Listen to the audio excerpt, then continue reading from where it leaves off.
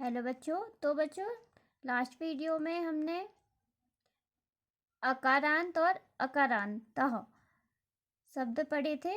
Pulling और आकारांत पढ़ा था हमने स्त्रीलिंग। ओके, आज हम पढ़ेंगे इकारांता स्त्रीलिंगा नदी शब्द। ओके, तो नदी, नदी ये आ रहे ना बड़ी।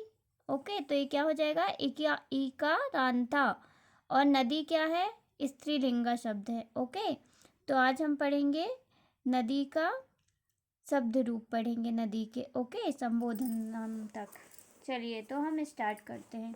विभक्ति पता है आपको? विभक्ति 7 होती है, फिर सप्तमी तक फिर है संबोधन आ जाता है ना। एक वचन, द्विवचन, बहुवचन। तो नदी के कैसे चलेंगे शब्द रूप? नदी, नद्दौ, नद्दः। ओके, नदीम, नद्दौ, नदीः। नद्दा, नदीभ्यां, नदीभिः। नद्दे, नदीभ्यां, नदीभ्यः। नद्दः, नदीभ्यां, नदीभ्यः। नद्दः, नद्दोः, नदीनां। नद्दां, नद्दोः, नदीषु। हे नदी, हे नद्दो, हे नद्दः। ओके,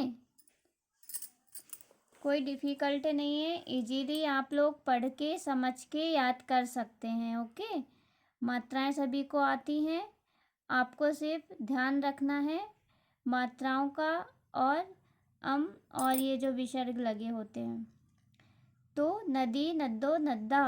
नदीम, नद्दौ, नदीः। नद्दा, नदीभ्यां, नदीभिः। नद्दे, नदीभ्यां, नदीभ्यः। नद्दा, नदीभ्यां, नदीभ्यः। नद्दः, नद्दोः, नदीनां। नद्दां, नद्दोः, नदीषु। हे नदी, हे नद्दौ, हे नद्दा।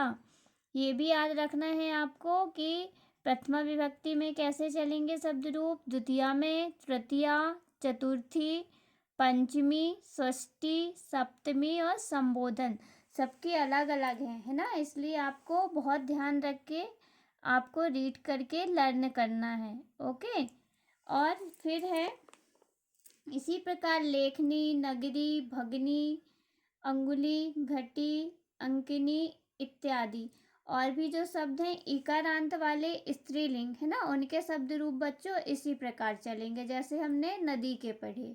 ओके, अब हम पढ़ेंगे अकारांता नपुंसक लिंग फल।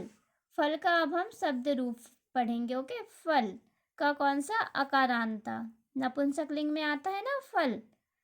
तो फल के हैं फलम, फले, फलानी।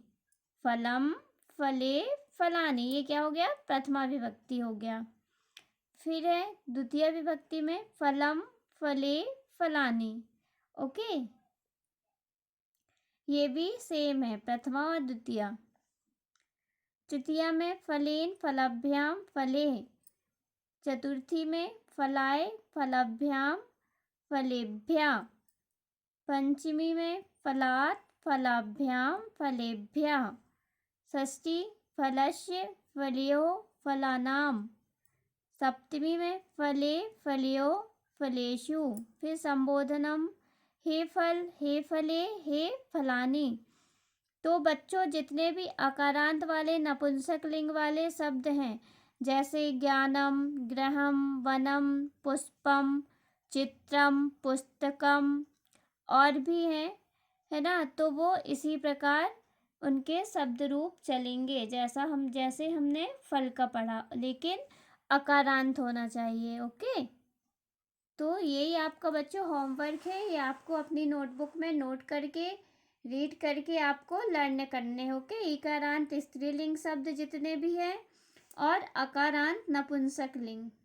ओके बच्चों, ओके बाय बच्चों।